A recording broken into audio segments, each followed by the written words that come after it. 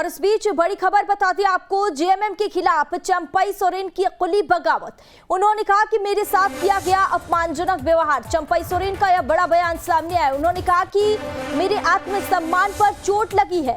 CM रहते मेरे कार्यक्रमों को स्थगित करवाया गया। अपमान तिरस्कार के बाद विकल्प तलाशने को मंजूर हूं। इस वक्त की बड़ी और अहम जानकारी आप तक पहुंचा रहे। दरअसल लगातार चंपई सोरेन को लेकर अटकलें लगाई जा रही थी और बयानबाजियों का भी बाजार गर्म हो गया था, लेकिन इस बीच अब चंपई सोरेन ने अपना बड़ा बयान दिया है और उन्होंने खुलकर बगावत कर दी है। इस वक्त की बड़ी और अहम जानकारी।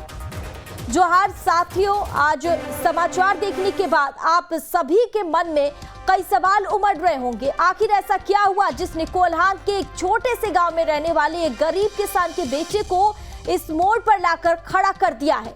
अपने सार्वजनिक जीवन की शुरुआत में औद्योगिक घरानों के खिलाफ मजदूरों की आवाज उठाने से लेकर झारखंड आंदोलन तक मैंने हमेशा जन सरोकार की राजनीति की है। और इसी बीच 31 जनवरी को एक अभूतपूर्व घटनाक्रम के बाद इंडिया गठबंधन ने मुझे झारखंड के 12वें मुख्यमंत्री के तौर पर राज्य की सेवा करने के लिए चुना। अपने कार्यकाल के पहले दिन से लेकर आखिरी यानी 3 जुलाई तक मैंने पूरी निष्ठा और समर्पण के साथ राज्य के प्रति अपने कर्तव्यों का निर्वहन किया। इस बीच हूल दिवस के अगले दिन मुझे पता चला कि अगले 2 दिनों के मेरे सभी कार्यक्रमों को पार्टी नेतृत्व द्वारा स्थगित करवा दिया गया है। इसमें एक सार्वजनिक कार्यक्रम दुमका में था, जबकि दूसरा कार्यक्रम पीजीटी शिक्षकों को नियुक्ति पत्र वितरण करने का था। पूछने पर पता चला कि गठबंधन द्वारा 3 जुलाई को विधायक दल की एक बैठक बुलाई गई है और तब तक आप सीएम के तौर पर किसी कार्यक्रम में नहीं जा सकते हैं। क्या लोकतंत्र में इससे अपमानजनक कुछ हो सकता है कि एक मुख्यमंत्री के कार्यक्रमों को कोई अन्य व्यक्ति रद्द करवा दे? अपमान का यह कड़वा घूंट पीने के बावजूद मैंने कहा कि नियुक्ति पत्र वितरण सुबह है, जबकि दोपहर में विधायक दल की बैठक होगी, तो वहां से होते हुए मैं उसमें शामिल हो जाऊंगा। लेकिन उधर से साफ इनकार कर दिया गया और पिछले 4 दशकों के अपने बेदाग राजनीतिक सफर में मैं पहली बार भीतर से टूट गया। ये सारी बातें चंपई सोरेन की ओर से कहा गया है। इसके बाद उन्होंने कहा कि समझ नहीं आ रहा था कि क्या करूं। 2 दिन तक चुपचाप बैठकर आत्म मंथन करता रहा, पूरे घटनाक्रम में अपनी गलती तलाशता रहा। और इस खबर पर ज्यादा जानकारी के लिए हमारे साथ हमारे संवाददाता सूरज फोन लाइन पर जुड़ गए हैं। सूरज, लगातार तमाम सियासी अटकलें लगाई जा रही थी चंपई सोरेन को लेकर, लेकिन अब इसके बाद इन्होंने साफ तौर पर जाहिर कर दिया है कि वह काफी नाराज चल रहे हैं। अब तक क्या कुछ जानकारी और अपडेट?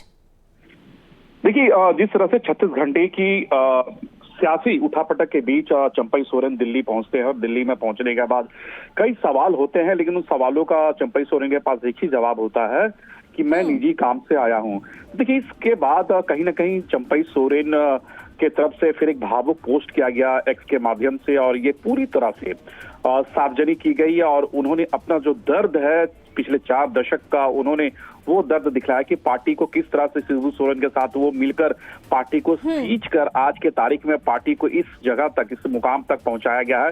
इसके अलावा ऐसे कई फैसले होते थे जो चंपई सोरेन एक समय में लिया करते थे। उसके बाद हेमंत सोरेन के जेल जाने के बाद चंपई सोरेन की ताजपोशी हुई। ताजपोशी का दौरान 5 महीने का जो कार्यकाल रहा वो कैसा रहा। उसके बाद जब 3 जुलाई को जब मुख्यमंत्री के हाथों नियुक्ति पत्र बांटी जानी थी, इसके अलावा दुमका में कार्यक्रम था, तो उस कार्यक्रम से चंपई सोरेन को दूर रखा गया। तो ऐसे कई भावुक पोस्ट तमाम चीजों का जिक्र किया गया। तो जाहिर सी बात है, एक तरह से आप कुल मिला के ये कहा जा सकता है कि ये पॉलिटिकल ट्यूटर यानी पॉलिटिकल पोस्ट आप कह सकते हैं कि ताकि चंपई सोरेन का मैसेज कार्यकर्ताओं का सूरज, अब ऐसे में देखना होगा कि अगला इनका कदम क्या कुछ होता है। ऐसे में तमाम जानकारी साझा करने के लिए बहुत